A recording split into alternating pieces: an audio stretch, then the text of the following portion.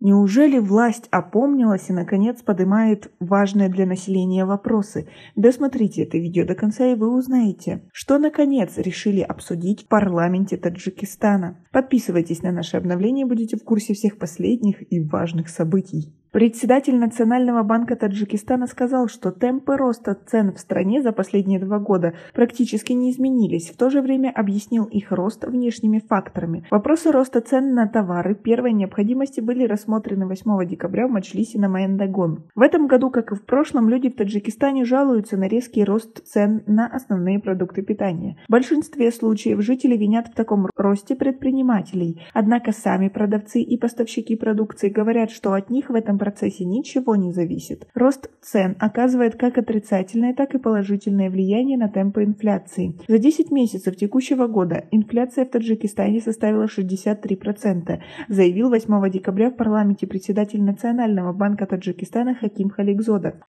Быстро меняющиеся условия в мире и обострение мирового экономического кризиса негативно отразились на экономиках всех стран планеты и привели к росту цен на все виды товаров. Он отметил, что около 70% экономики Таджикистана связано с внешними факторами, а по данным Нацбанка Таджикистана уровень инфляции у основных экспортеров товаров Таджикистана колеблется от 7 до 21%.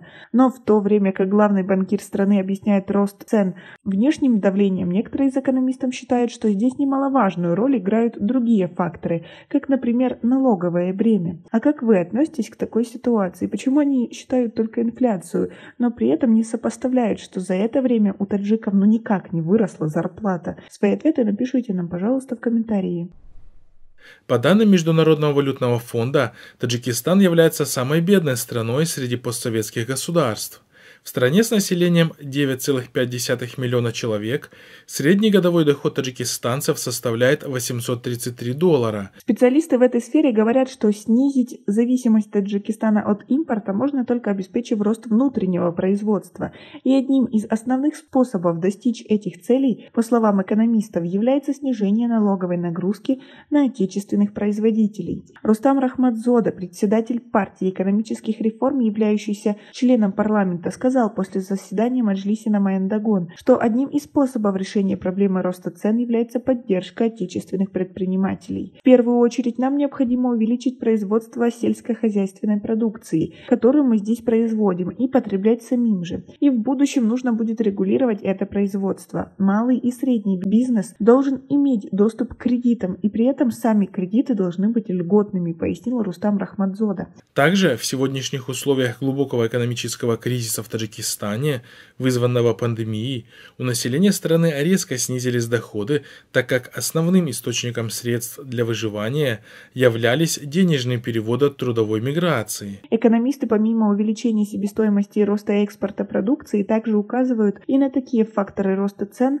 на товары, как растущее число торговых и экспортных монополий, предоставление финансовых льгот для многих компаний и ограничения в предоставлении таких же льгот для других предпринимателей, по словам экономического обозревателя Фазилджона Фатхулоева, является одним из проблем, препятствующих созданию здоровой конкуренции на рынке и развитию отечественного производства. Если учесть, что многие монополии в стране принадлежат семье Рахмона, так что, наверное, все-таки можно внутри страны повлиять на цены. А председатель Национального банка Таджикистана заявляет о зависимости цен на товары и продукцию от внешних факторов, хотя за все 30 лет независимости импорт товаров в страну постоянно превышал экспорт продукции, и власти так и не смогли исправить эту ситуацию. Да и правда, зачем? Если в семью Рахмона даже дальним родственникам поступают деньги, зачем что-то делать? Ведь это все удобно.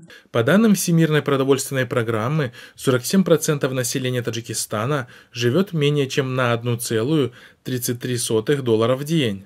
И 30% населения хронически недоедает. А как вы относитесь к этой ситуации? Свои ответы напишите нам, пожалуйста, в комментарии. У нас пока на этом все. Оцените наше видео подпиской и лайком. До скорой встречи.